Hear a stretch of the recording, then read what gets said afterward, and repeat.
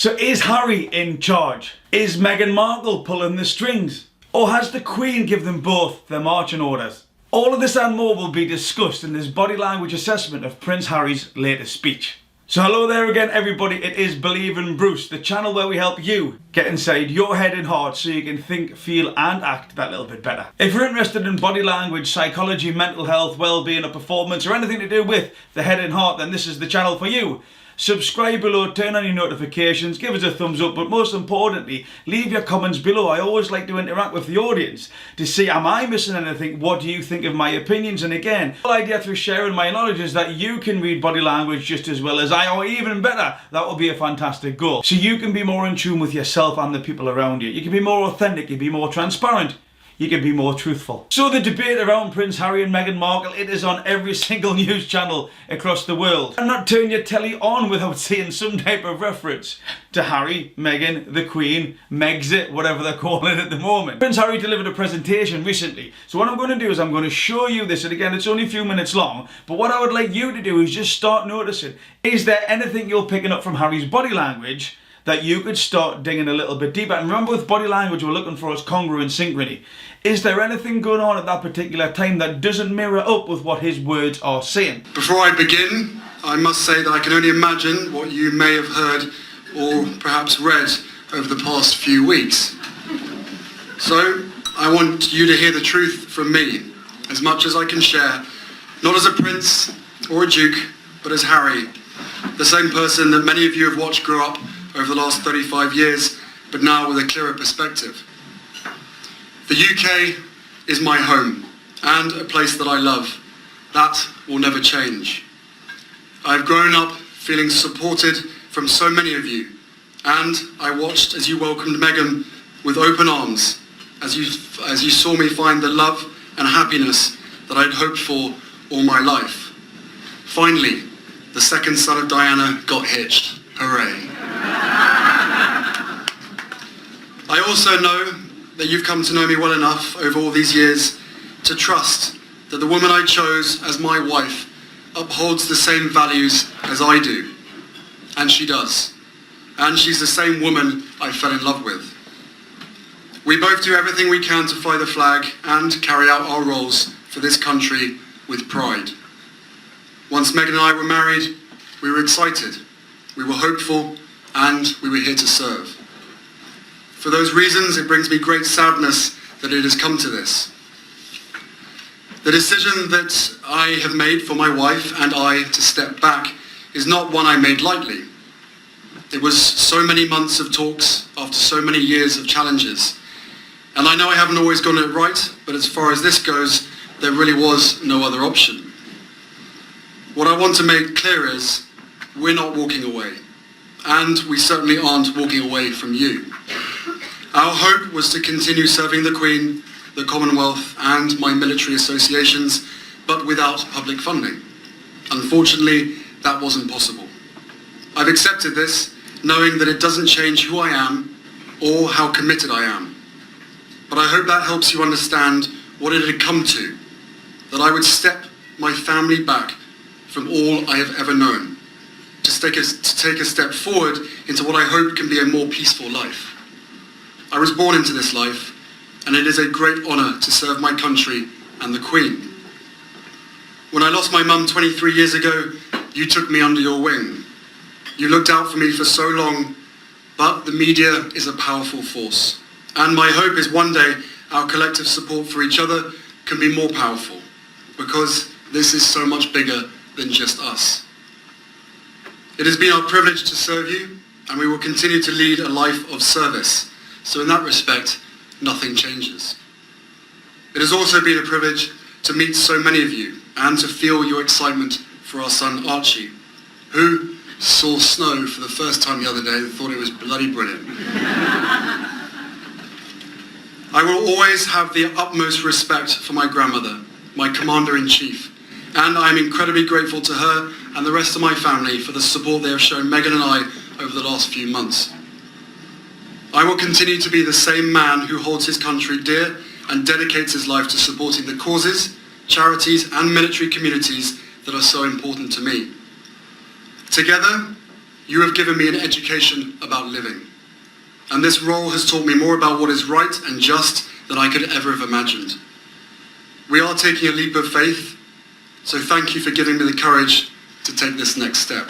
Alright, so 3 minutes long then, and what we're going to do is section by section, I'm just going to point out some stuff that I noticed about that and explain what could have been going on at that particular time when Harry was saying it. And also with body language, it's listening to the words and how those words are said, okay, because that impacts it. Remember, what words are said and what is the body doing. When it comes to words, you can look at things like inflection or cadence. When Harry says certain things, what words does he emphasise? When does he look up when he's saying certain words? All of this will be discussed in this Believe in Bruce body language assessment of Prince Harry. So Harry begins this little speech by offering what's called a pacifying statement. Alright, and what he does is he offers the words that I'm sure some of you have read or what you've heard or anything like this. And what he's trying to do is just raise your awareness to actually what may be going on is probably not what you've heard. Before I begin, I must say that I can only imagine what you may have heard or perhaps read over the past few weeks. And then what you see of Harry is a pacifying behaviour. Yeah, he'll touch his face. So. He doesn't need to touch his face. But at that moment, something is going on within inside Harry's head that makes him feel that little bit uncomfortable. PI, biology doesn't lie, people, alright? Biology doesn't lie. That is enough to indicate that something was going on inside Harry's head. And he also, like this, he puts the next few words over where not as a prince, not as a duke, but as Harry. Not as a prince or a duke, but as Harry. He's trying to get us to embrace the person, and so would I be in that particular position. But also there is a beautiful bit of authenticity here. It's like, forget the titles, forget everything, just look at me as a man standing in front of you. Now this bit's interesting. He says, now with a clearer perspective. But now with a clearer perspective. And when he's on about the perspective here, it's like, look, just trust me. You may not have my background, education of what's going on in this particular situation, but through my life I've been lost, I've been wandering. Again, this is all an assumption on my part, but it's the words that he chooses to use now with a clearer perspective. He's trying to convince us, if not himself, that he knows what he's doing, that he knows the direction. Now this is really interesting because he's been on about Meghan being welcomed with open arms. But what actually happens here, remember body language, it's what I call the T-junction. What are words are being said or being asked at that particular time? 2 seconds before, 2 seconds after. And then what does the body's response do? And when he says about Meghan being welcomed with open arms, you'll see that he stutters. With open arms.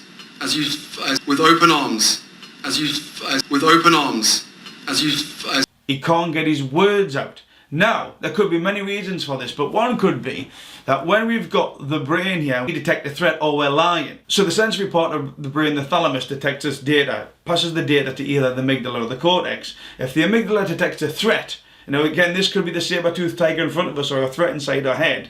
It works with the hypothalamus. The hypothalamus goes to the pituitary gland. The pituitary gland starts with the adrenal gland. And then we start getting high blood pressure, high breathing rate, high heart rate, but also a restriction of the muscles. Now, it's just because at that particular moment, Harry is talking about Meghan, that's when you can hear his throat tightening. With open arms, there's something else going on here. Again, it's not to say that he's lying. And from a body language perspective, you can never say that someone's definitively lying, but what you can do is keep them on that particular point and dig that little bit deeper. So for me, it's just interesting when he talks about Meghan being welcomed with open arms, and then his throat closes up. Does he really believe that? Does he really believe that she's popular? Does he really believe that the country's behind her? Also in this part here, the words, again, it's the words that he uses, alright? The second son of Diana. Finally, the second son of Diana. He could have phrased himself in loads of different ways. He could have labelled himself in loads of different ways, but there is a narrative all over the world how the second son is the poorer version. You know, it's not as good as the first son, and there's loads of variables around that, but he could have said, you know, Harry the party animal, Harry the cheeky chappy. But what he decided to do was label himself the second son of Diana. I do think that would be exploring that a little bit more. Again, we talk about cadence and inflection here. You'll see what Harry does is that he explains here that it was I who made the decision. The decision that I have made. The decision that I have made. And you'll notice the volume, the cadence, the importance of the I is really raised here. So when somebody's saying something like that, what he's trying to say is like, it was my choice. I made this going forward. And again, there's loads of questions about, Is Harry being manipulated by Meghan Markle? Is Meghan Markle the sort of Diana replacement, that older woman that he's been looking for to mother him all of his life? And that may be the truth. There's absolutely nothing the matter with that. But again, this all flies in the face of what he says. It's like, I made that decision. Now, he might well have made that decision. He might well have made that decision, but you'll hear there's a definite raise, a tempo, a cadence, an inflection on the word I. And you'll notice here what Harry does is he looks up from his paper, the script if you will, to make direct eye contact to get this point across. And when we're talking about body language, we look for that emotional baseline. Anything above, anything below. If there's anything above or below what they usually do, we'll pick up on it and we'll start digging that little bit deeper. And across here he gets the message. There was no other option. At this particular point here, he lifts his eyes and he engages with the audience.